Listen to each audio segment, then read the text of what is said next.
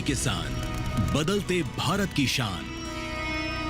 मौसम खबर के प्रायोजक हैं आईएल के ट्रैक्टर ब्रांड का शिनवा, जो देता है सुंडी, थ्रिप्स और जेसीड से सुरक्षा की गारंटी।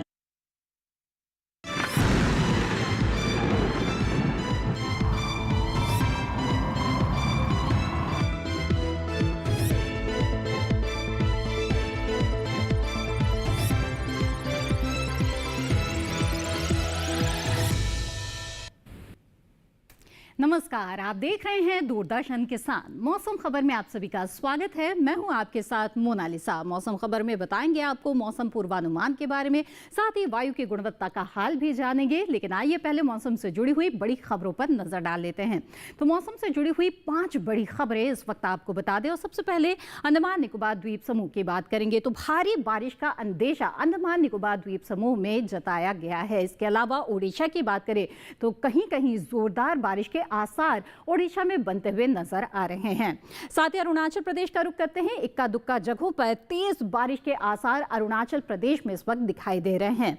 तो असम की बात करें तो कुछ इलाकों में जमकर बादल बरसेंगे।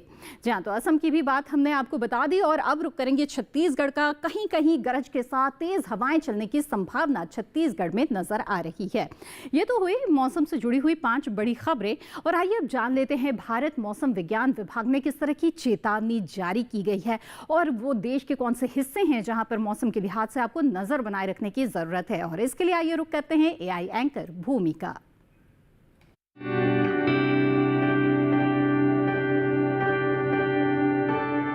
नमस्कार किसान भाइयों और बहनों, आप देख रहे हैं मौसम अलर्ट डीडी किसान पर। मैं हूं आपकी एआई एंकर भूमि। आज हम आपको देश भर में होने वाली मौसम की स्थिति की ताजा जानकारी देने जा रहे हैं। आज के मौसम अलर्ट में सभी क्षेत्रों के लिए नजर बनाए रखने की सलाह दी गई है। इन क्षेत्रों को 2 श्रेणियों में बांटा गया है। पहली श्रेणी में वे क्षेत्र हैं जहां कहीं कहीं भारी बारिश की संभावना है। अंडमान और निकोबार द्वीप समूह, ओडिशा, अरुणाचल प्रदेश, असम, मेघालय, नागालैंड, मणिपुर, मिजोरम और त्रिपुरा। दूसरी श्रेणी में वह क्षेत्र है जहां कहीं कहीं गरज के साथ तेज हवाएं चलने की संभावना है। छत्तीसगढ़।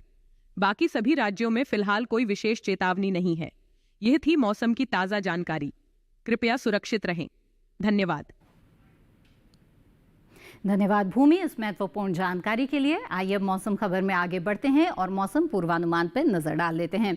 देखते हैं आने वाले 24 से 48 घंटों के दौरान देश के वो कौन से हिस्से हैं जहां पर बारिश हो सकती है और कहां पर मौसम साफ मिल सकता है। और ऐसे में मौसम पूर्वानुमान में सबसे पहले नजर डालेंगे उत्तर भारत पर। तो आपको बता दें कि जम्मू कश्मीर, लद्दाख में तो मौसम साफ रहेगा, लेकिन हिमाचल प्रदेश, उत्तराखंड, पंजाब, हरियाणा, दिल्ली, साथ ही पश्चिमी और पूर्वी उत्तर प्रदेश में कहीं कहीं बादल बरस सकते हैं। तो उत्तर भारत के खासतौर पे जो मैदानी हिस्से हैं और इसके अलावा हिमाचल प्रदेश, उत्तराखंड की भी अगर बात कर ले तो कहीं कहीं बरसात के आसार नजर आ रहे हैं। लेकिन जम्मू कश्मीर और लद्दाख जो सबसे उत्तरी हिस्सा है भारत का, यहां पर बारिश के लिहाज से मौसम साफ रहेगा।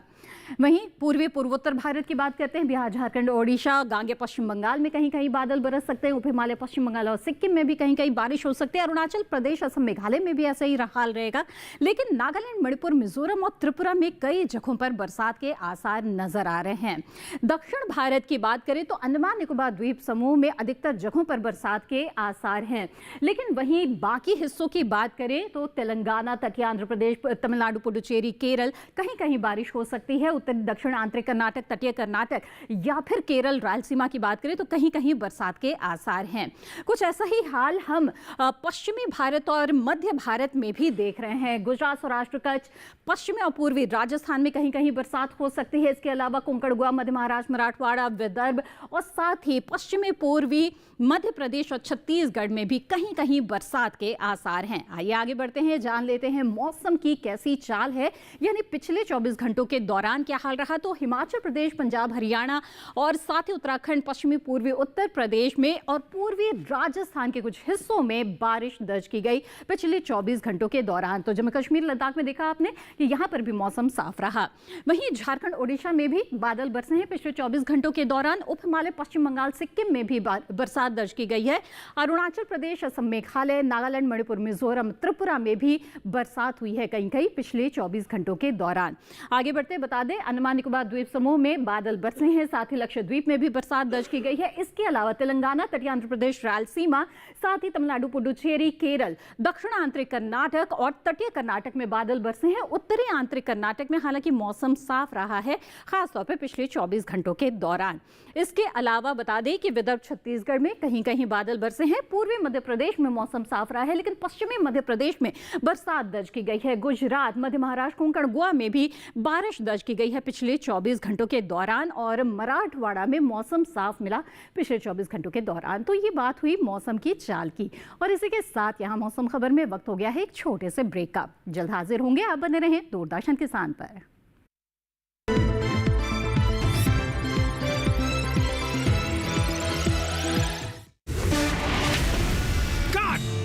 सुरक्षा की गारंटी हर चीज में जरूरी है, चाहे वो मुश्किल स्टंट हो या अच्छी फसल। इसलिए ले आइए IIL के ट्रैक्टर ब्रांड का शिनवा, जो देता है सुंडी और ट्रिप से सुरक्षा की गारंटी। 605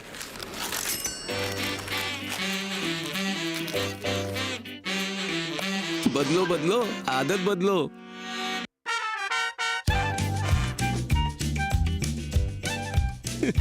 बदलो बदलो, आदत बदलो। अब नजदीकी बैंक जाकर फटे पुराने नोट्स बदलिए। अगर बैंक मना करे तो RBI के ओम्बुड्समैन से शिकायत करें। RBI कहता है, जानकार बनिए, सतर्क रहिए।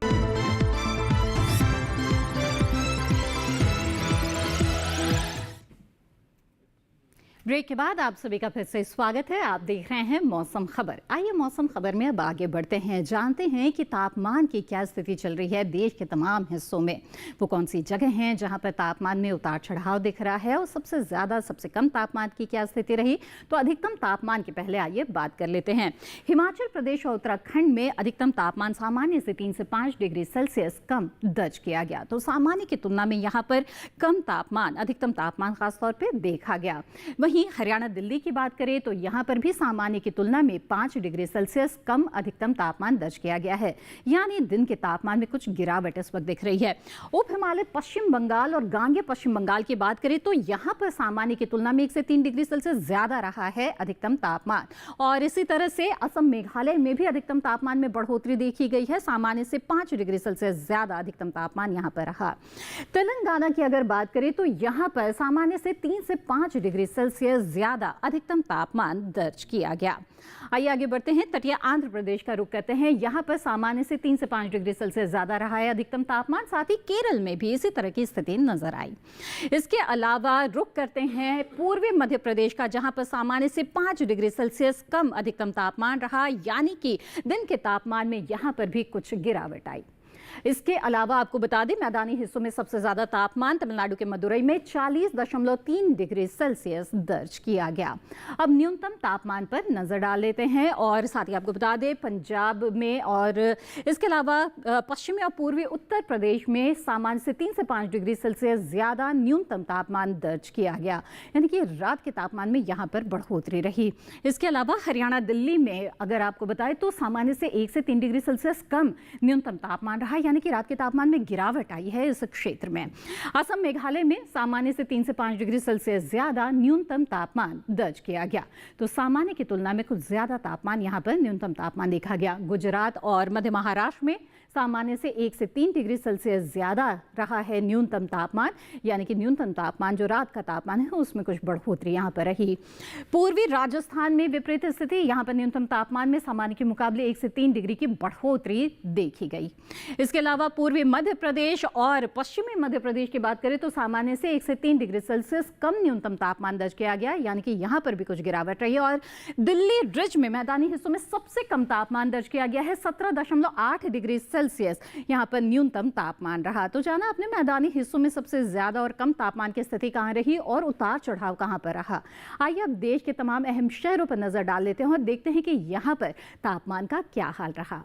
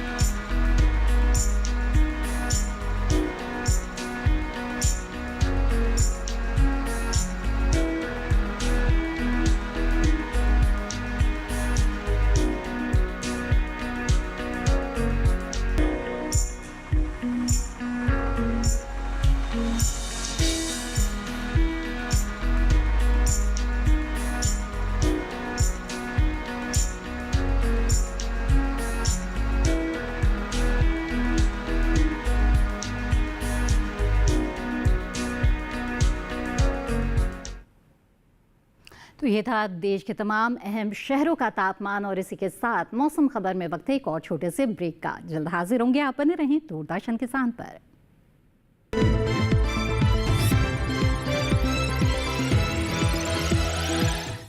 मिले मिले मिले हाथ छुआ जिसे करे गया, मिले मिले मिले हाथ छुआ जिसे करे गया, ओढ़ेंगे मुस्कान गली गली कोना कोना, देश की धरती फिर उगलेगी सोना। हम यूं ही मिलकर इस नए भारत में 4 चांद लगाते रहेंगे, बस एक नए नाम के साथ और आपके भरोसे के साथ। L&T स्विच गियर बिजनेस अब बन गया है लॉरेट्स नुत्सन।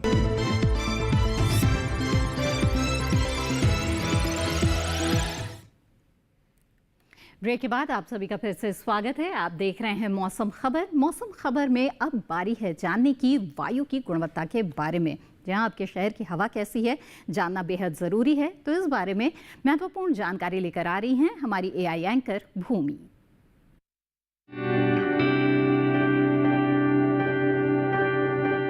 अब बढ़ते हैं आगे और जानते हैं कि देश के अलग अलग शहरों में वायु की गुणवत्ता का हाल। पहले बात राजधानी दिल्ली की, जहां वायु की गुणवत्ता सूचकांक 190 दर्ज किया गया, जो संतोषजनक है। वहीं पुणे में वायु की गुणवत्ता भी संतोषजनक रही। यहां वायु गुणवत्ता सूचकांक 136 दर्ज किया गया। मुंबई में भी वायु की गुणवत्ता संतोषजनक रही। यहां सूचकांक 136 दर्ज हुआ। कोलकाता में वायु गुणवत्ता सूचकांक 184 दर्ज किया गया। यहां भी वायु गुणवत्ता संतोषजनक रही। लखनऊ में वायु सूचकांक 126 दर्ज किया गया, जो संतोषजनक रहा। पटना की बात करें तो यहां की वायु गुणवत्ता सूचकांक 169 दर्ज किया गया, जो संतोषजनक श्रेणी में है। वहीं हैदराबाद की वायु गुणवत्ता सूचकांक 147 दर्ज की गई, जो संतोषजनक श्रेणी में आती है। बेंगलुरु में वायु गुणवत्ता सूचकांक 51 दर्ज किया गया, जो कि अच्छा है। अहमदाबाद में वायु की गुणवत्ता संतोषजनक रही। यहां वायु गुणवत्ता सूचकांक 137 दर्ज किया गया। कृपया अपनी सेहत का ध्यान रखें। हम फिर मिलेंगे, तब तक के लिए नमस्कार। धन्यवाद भूमि इस महत्वपूर्ण जानकारी के लिए। तो देश के कई ऐसे अहम शहर हैं जहां पर वायु की गुणवत्ता संतोषजनक के स्तर पर है और ऐसे में अपनी सेहत का ध्यान आप जरूर रखें। आइए अब आगे बढ़ते हैं और जान लेते हैं पर्यटक पूर्वानुमान के बारे में, यानी कि पर्यटक स्थलों में अगले 4 दिनों के दौरान कैसा मौसम रहेगा आपको बताते हैं। जम्मू कश्मीर के गुलमर्ग की पहले बात करते हैं तो यहाँ पर शुक्रवार, शनिवार, रविवार और सोमवार को हल्के बादल छाने के आसार हैं। तापमान पर नजर डालें तो 19 से 8 के बीच तापमान रहेगा। शुक्रवार को 1 डिग्री की बढ़ोतरी के साथ शनिवार को 20 से 8 के बीच तापमान रहेगा, जो आने वाले और 2 दिनों तक बरकरार रहेगा, यानी उतार चढ़ाव की स्थितियां नहीं रहेगी। तो शनिवार से लेकर सोमवार तक तापमान कमोबेश एक सा ही रहेगा। आगे बढ़ते हैं, अब बात करते हैं उत्तराखंड के हरिद्वार की। बहुत सारे पर्यटक यहाँ पर आते हैं घूमने के लिए और शुक्रवार से लेकर रविवार तक यहाँ पर आपको बिल्कुल साफ मौसम मिलने वाला है। तापमान भी 33-34 डिग्री के आसपास यहाँ पर बना रहेगा और न्यूनतम तापमान 24 से 25 के बीच मिलेगा। वहीं सोमवार को हल्के बादल छा सकते हैं और 33 से 25 के बीच यहाँ पर तापमान की स्थिति रह सकती है हरिद्वार में। तो हरिद्वार जाने का अगर प्लान बना रहे हैं तो कमोबेश ठीक ठाक तापमान आपको यहाँ पर और मौसम मिलेगा। पंजाब के आनंदपुर साहिब की बात करते हैं। यहां पर भी धूप निकलने के साथ साथ हल्के बादल छाने के आसार नजर आ रहे हैं। तापमान में धीरे धीरे बढ़ोतरी के आसार भी यहां पर दिख रहे हैं हमें। शुक्रवार, शनिवार को जहां 31 डिग्री सेल्सियस अधिकतम तापमान रहेगा, तो रविवार 32 और सोमवार तक आते आते 33 डिग्री सेल्सियस रहेगा। न्यूनतम तापमान 23 डिग्री सेल्सियस पर बरकरार रहेगा। न्यूनतम तापमान में उतार चढ़ाव नहीं है। वहीं बिहार के बोधगया की बात करें तो यहां पर भी हल्के बादल छाने के आसार नजर आ रहे हैं आने वाले 4 दिनों के दौरान और यहां तापमान में थोड़ा सा उतार चढ़ाव आ सकता है। शुक्रवार को 35 से 27 के बीच तापमान है, शनिवार को 36 से 28, रविवार को 37 से 27 के बीच तापमान रहेगा, तो सोमवार को 36 से 26 के बीच तापमान की स्थिति रहेगी। तो देख रहे हैं आप थोड़े से तापमान के उतार चढ़ाव की स्थितियां यहां पर नजर आ रही है। मेघालय के शिलोंग की बात करें तो यहां पर बरसात मिल सकती है आने वाले 3 दिनों के दौरान। शुक्रवार, शनिवार और रविवार को बारिश हो सकती है। 24 डिग्री सेल्सियस अधिकतम तापमान रहेगा और 17 डिग्री सेल्सियस न्यूनतम तापमान की स्थिति रहेगी। सोमवार को हालांकि धूप निकलेगी, लेकिन हल्के बादल छाने के आसार भी नजर आ रहे हैं। बादलों की लुकाछिपी चल सकती है। तापमान में कोई खास बदलाव नहीं है। आइए अब आगे बढ़ते हैं और दूसरे क्षेत्रों का रुख करते हैं। तेलंगाना की हैदराबाद की अगर बात करें तो यहाँ पर आपको बरसात मिल सकती है आने वाले 4 दिनों के दौरान। तापमान में गिरावट के आसार नजर आ रहे हैं। 32 से 23 के बीच तापमान रहेगा शुक्रवार को, तो 31 से 22 शनिवार को ये तापमान अगले दिन भी बरकरार रहेगा और फिर गिरावट के साथ 30 से 22 के बीच तापमान सोमवार को आएगा। यानी कि अधिकतम तापमान में खासतौर पर उतार चढ़ाव, गिरावट खासतौर पर आते हुए हम देख रहे हैं। इसके अलावा आंध्र प्रदेश के विजयवाड़ा की बात करें तो शुक्रवार को तो यहाँ पर धूप निकलने के अलावा हल्के बादलों की लुका छिपी भी आपको मिल सकती है। 36 से 27 के बीच तापमान रहेगा, लेकिन उसके बाद के जो 3 दिन है वहां पर हम बारिश के आसार बनते हुए देख रहे हैं।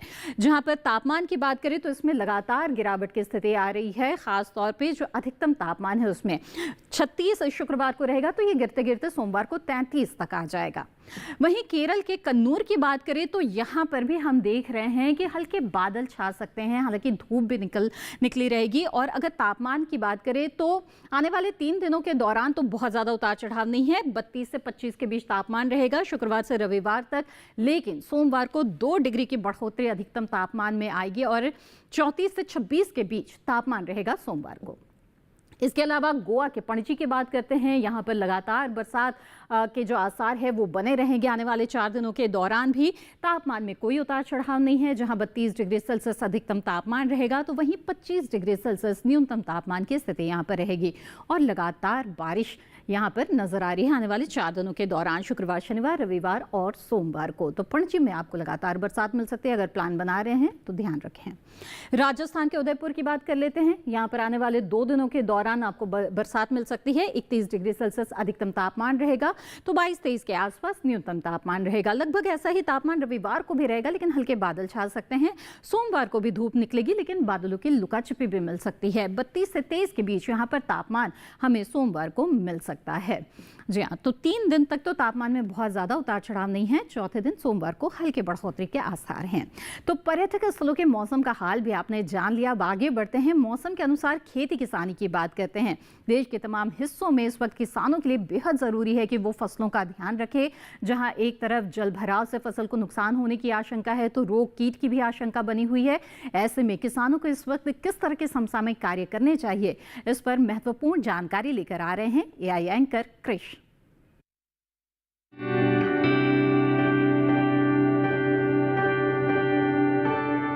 नमस्कार, आप देख रहे हैं डीडी किसान। मैं हूं एआई कृष और आज हम हरियाणा और बिहार में होने वाली खेती किसानी से संबंधित सलाहों के बारे में पूरी जानकारी देंगे। देश के अलग अलग हिस्सों में बारिश का सिलसिला जारी है। ऐसे में हरियाणा के किसान भाई अपने खेत की लगातार निगरानी करते रहें।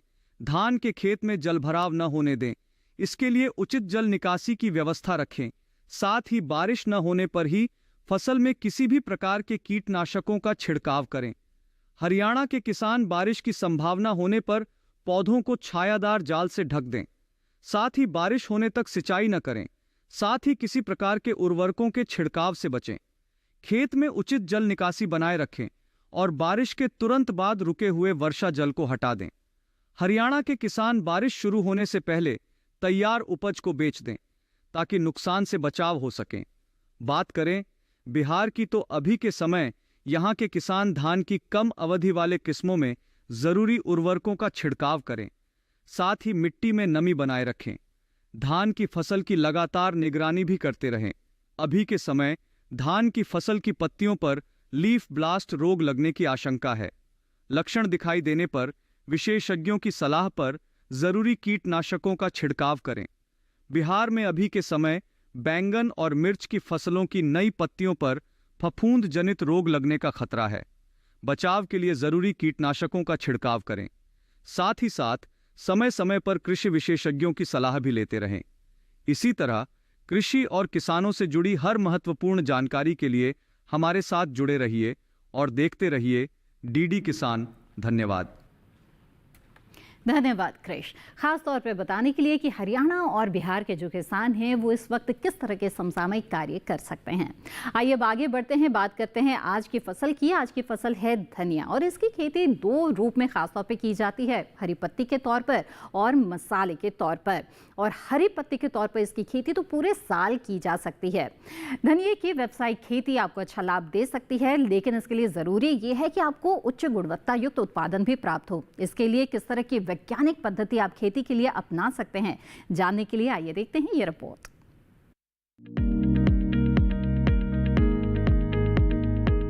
धनिये की खेती के लिए दोमट मिट्टी सबसे अच्छी मानी जाती है। इसे अच्छे जीवांश युक्त भारी भूमि में भी उगाया जा सकता है। खेत में जल निकासी का उचित इंतजाम जरूरी है। बोने से पहले खेत को अच्छी तरह जोत ले और मिट्टी को भुरभुरा बना ले, साथ ही मिट्टी को समतल कर ले। आखिरी जुताई में 100 से 120 क्विंटल प्रति हेक्टेयर की दर से गोबर की खाद मिला दे। बीज की मात्रा बुआई और सिंचाई की दशा पर निर्भर करती है। सिंचित दशा में 12 से 15 किलो बीज प्रति हेक्टेयर डालें, जबकि असिंचित दशा में इतनी ही जमीन के लिए 25 से 30 किलो बीज की जरूरत होगी। बोने से पहले बीज को उपचारित जरूर कर लें। साथ ही बुआई से पहले बीज को 12 घंटे पानी में भिगो कर रखें। कतार से कतार की दूरी 20 से 30 सेंटीमीटर, जबकि गहराई 2 से 2.5 सेंटीमीटर रखें। पूरी फसल में 4-5 सिंचाई की जरूरत होती है। पहली सिंचाई बुआई के 30 से 35 दिन बाद, दूसरी 60 से 70 दिन बाद, तीसरी 80 से 90 दिनों के बाद और चौथी 100 से 105 दिन बाद करें। पहली सिंचाई के बाद निराई गुड़ाई करके खरपतवार निकाल दें। 1 माह बाद फिर से निराई गुड़ाई करें। खरपतवार की रोकथाम के लिए विशेषज्ञों की सलाह पर उचित दवाओं का छिड़काव करें। धनिये में उकठा रोग चूर्णिल आसिता रोग हो सकता है। इसे ग्रामीण भाषा में दहिया भी कहा जाता है। रोकथाम के लिए रोग अवरोधी प्रजातियां बोकर भी बीमारियों से बचा जा सकता है। फसल चक्र अपनाना भी बेहतर रहता है, लेकिन किसान इस बात का ध्यान रखे कि फसल में किसी भी तरह की दवा का छिड़काव करने से पहले कृषि विशेषज्ञों की सलाह जरूर ले।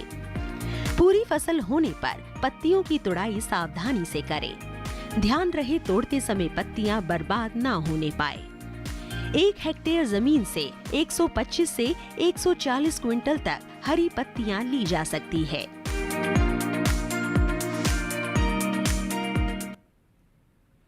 जहाँ तो ये थी धनिये की बिजाई से लेकर तुड़ाई तक की तमाम महत्वपूर्ण जानकारियाँ।